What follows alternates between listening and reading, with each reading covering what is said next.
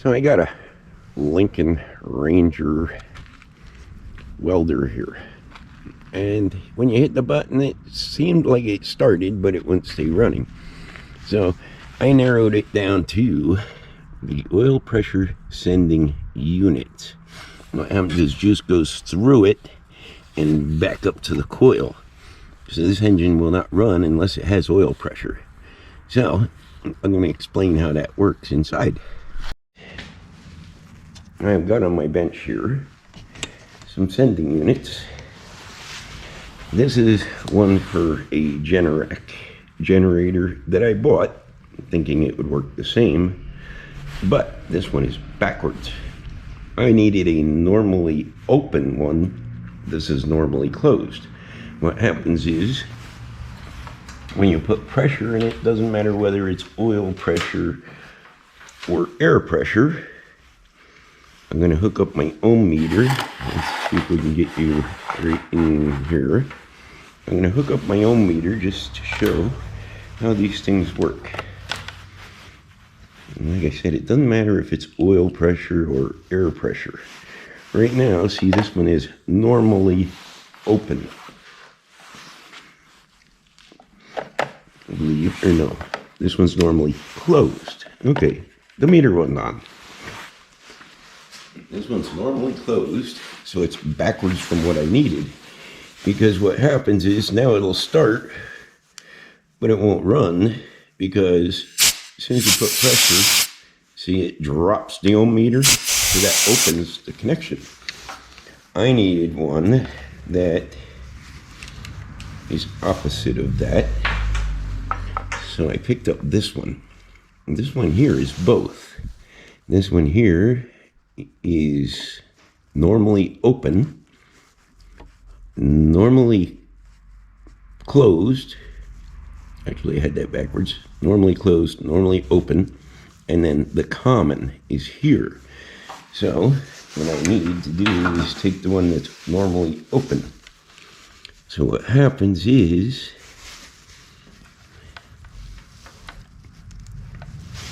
when I put air pressure to it, it closes and makes the connection, and it will run. Like so. And also, these are adjustable.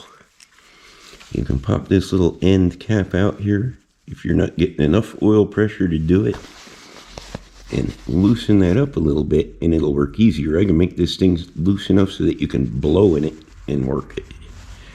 But I don't think I need to adjust it. That machine, the engine sounds good. It should have enough oil pressure to do the trick. So what I'm going to do is Teflon this up. I'm going to go screw it in there, and we'll see if it runs. Figures it's starting to rain out here a little bit, but we got our sending unit here. We're going to stuff it in there. Hopefully. It's really hard to get in there.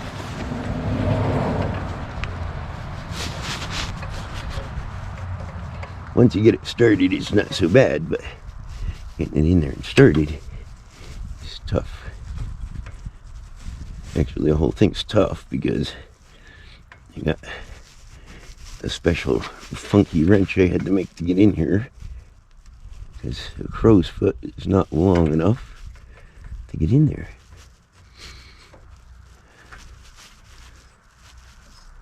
Come on. Well, I'm going to move you back so I can get right in there. I got my camera in my way. But okay, we're in the hole with it.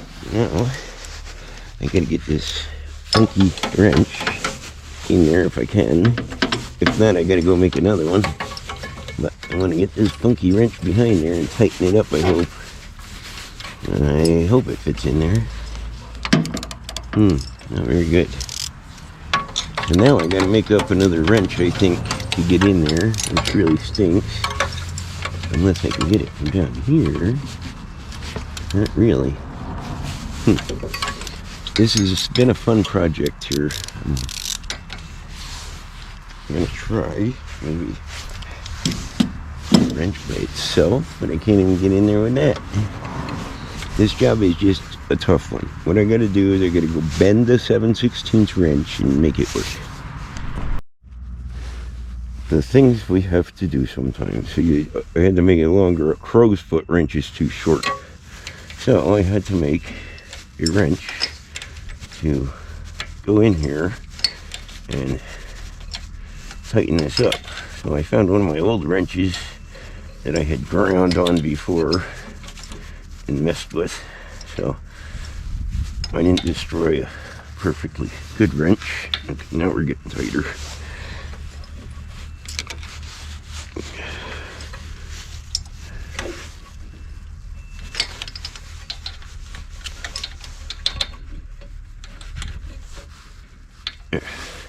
We're getting there.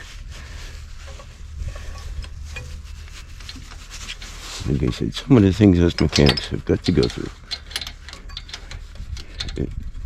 Now, in normal cases, I would take the front of the engine off, but because this is a welder, it's on its frame, and you can't get to the bottom bolts in this front cover.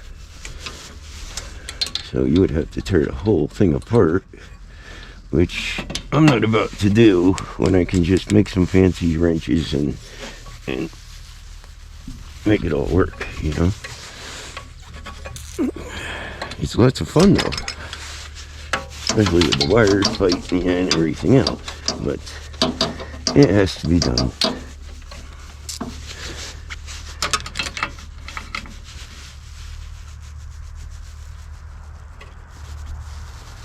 Okay, I'd say that's in there pretty darn tight.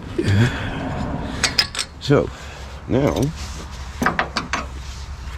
we can plug this back in, which is still a pain in the neck because it's way down in there, but we gotta do it. Oh, we're getting close.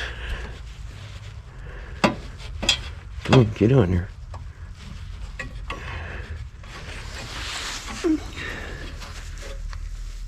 Here we go. We got one on. Keep it away from the filter housing and stuff. And we'll get the other one on.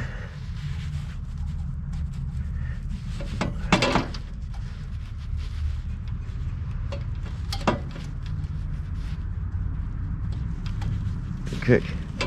Wasn't terrible, I guess. I think I'm going to turn it a little more just to get the wires in a nicer position. If I can. Yes, I can. Here. It's already pretty tight, but we're going to go a little more just because it'll make the wires right where I want them. Up top, nice, like that. Now, I wonder if this thing's going to run. I can't start it yet because we should always have the regulator grounded on the charging system. That's why they screw it right to the side of the case here. Now let's see if this stays running.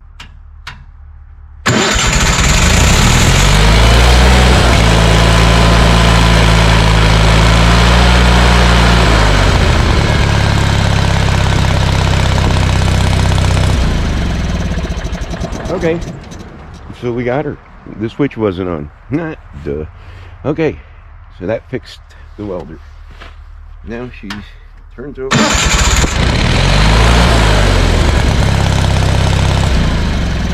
It stays running good. So, now all I got to do is put the cover on. You don't have to see that, but that's what happens when your sending unit goes bad. It will not stay running. So, that's it.